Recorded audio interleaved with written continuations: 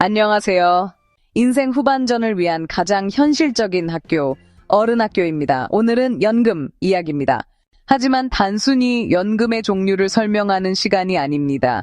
같은 연금을 받아도 어떤 사람은 세금을 많이 내고 어떤 사람은 훨씬 적게 냅니다. 이 차이는 운이 아니라 구조를 아느냐 모르느냐에서 생깁니다. 연금은 나라가 정해준 대로 받는 거 아닌가? 세금은 어차피 내야 하는 거지. 내가 조절할 수 있나?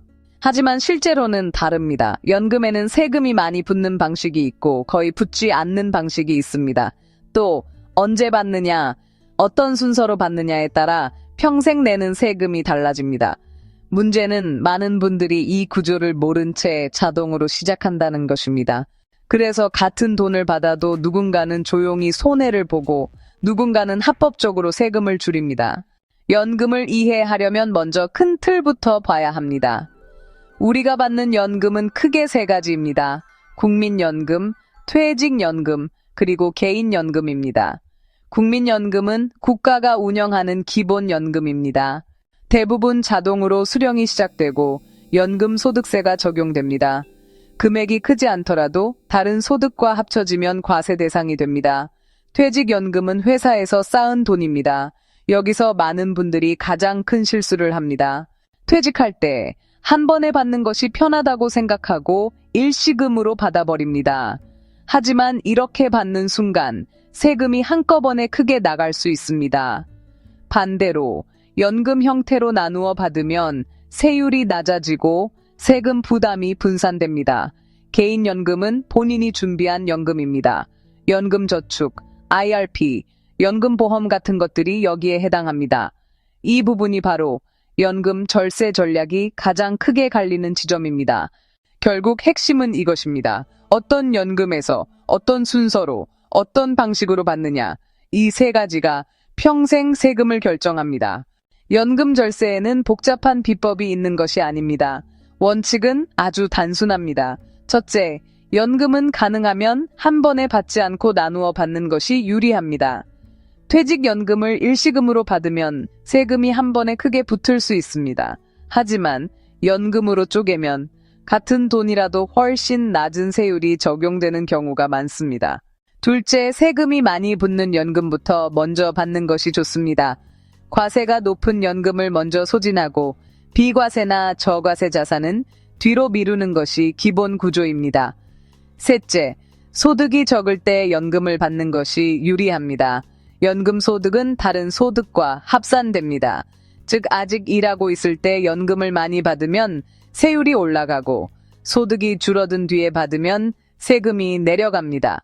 이제 실제로 어떻게 적용되는지 연금 수령의 흐름을 하나의 구조로 정리해 보겠습니다. 먼저 국민연금입니다. 국민연금은 대부분 자동으로 수령이 시작되기 때문에 선택지가 많지는 않습니다. 하지만 소득이 계속 있는 동안에는 연기 수령을 검토해 볼 수 있고 부부가 동시에 많은 연금을 받지 않도록 수령 시기를 분산하는 것도 하나의 방법입니다. 국민연금은 과세 대상이기 때문에 다른 연금과 겹쳐 한꺼번에 많이 받지 않는 것이 중요합니다.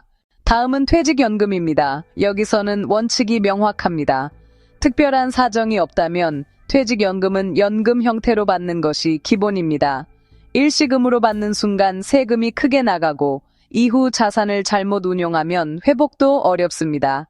반대로 연금으로 나누어 받으면 세율이 낮아지고 평생 부담이 줄어듭니다. 현장에서 가장 많이 나오는 말이 바로 이것입니다. 그때 연금으로 받을 걸 그랬다. 그 다음은 개인연금입니다. 연금저축이나 IRP는 연금으로 받으면 낮은 연금소득세가 적용되지만 중도 인출이나 일시금 수령을 하면 훨씬 높은 세금이 붙습니다. 그래서 전략은 단순합니다. 연금 형태로 매년 일정 금액만 소득이 적은 시기에 나누어 받는 것. 이 구조만 지켜도 세금은 합법적으로 크게 줄어듭니다. 마지막으로 이미 세금을 낸 자산이나 비과세 자산은 가장 뒤에 사용하는 것이 좋습니다. 앞에서 과세연금을 먼저 소진하면 전체 생애 동안 적용되는 평균 세율이 낮아지기 때문입니다. 이 차이가 실제로 얼마나 큰지 간단한 예를 들어보겠습니다. 퇴직연금이 3억 원 있다고 가정해 보겠습니다. 이 돈을 한 번에 일시금으로 받으면 퇴직소득세가 즉시 발생하고 수천만 원의 세금을 한 번에 내야 할 수도 있습니다.